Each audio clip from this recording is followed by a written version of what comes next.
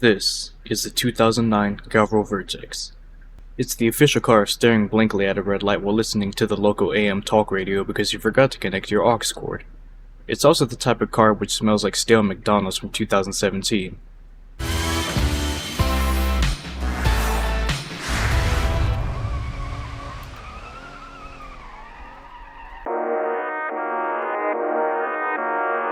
So you guys are probably all wondering why I've chosen the Vertex of all cars to review and not destroy in the process. Well, you have to start somewhere, and I thought I'd start with the most boring thing you can imagine. It might as well be the story of your sex life. Okay, it's not all boring like the Covet Ute was, which all that was really interesting in that car was the inline 6. This car at least has 3.5 liters of Gavril V6 power, with a cold air intake. And it gets even better than that, because since this is a modern car, it has all sorts of modern car features.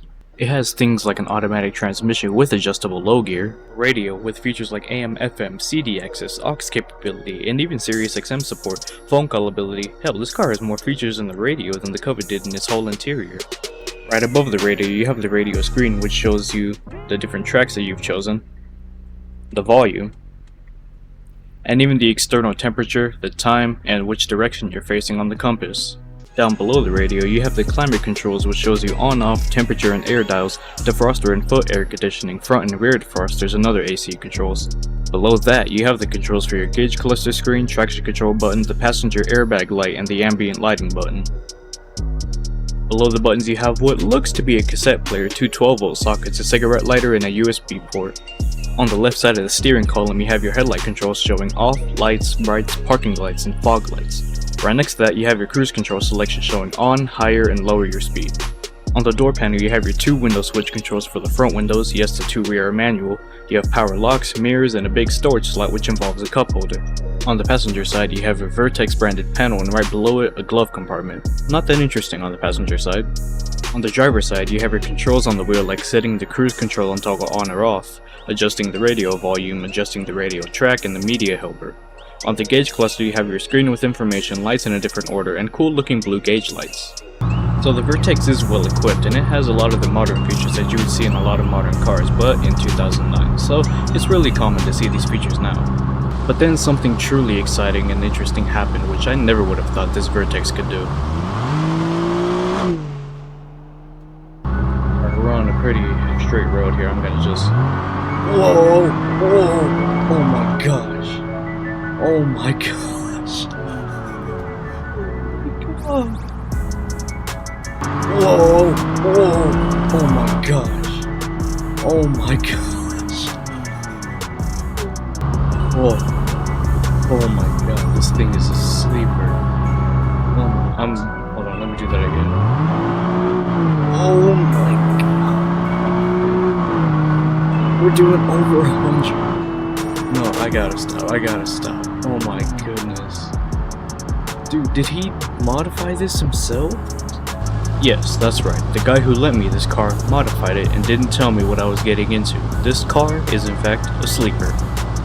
We've come back around to the beginning of this straightaway. This is such a sleeper. I have to do that freaking pull again, dude. This is a crazy car. Okay. In gear? Okay, let's go. I'm not gonna punch it immediately, I'm just gonna try to get on the straight and then get on it.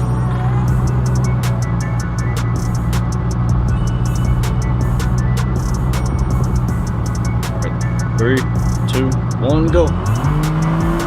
Oh my goodness! The power response is almost instant. Oh my gosh. We're doing over 120, 130, 140 maybe? I can't tell what that screen says. Oh my goodness, I gotta slow down. Dude, he gave me a modified car. Did he mean to do this? Oh my gosh. The handling is really sharp too. I would expect that from a mid-size sporty sedan of some kind. Or is this a mid-size or a compact? I don't know. But either way, a sedan, that's kind of meant to, do this. That's kind of meant to be sporty. But it's actually really good for a four. Oh my god, that power delivery! It's actually really good for a 4-door. For a basic four-door at that. And with that came the time to say goodbye to the little sleeper Vertex that could. So that was the Gavril Vertex Sleeper. This car is an introduction to normal car reviews for me, and this is a wonderful machine.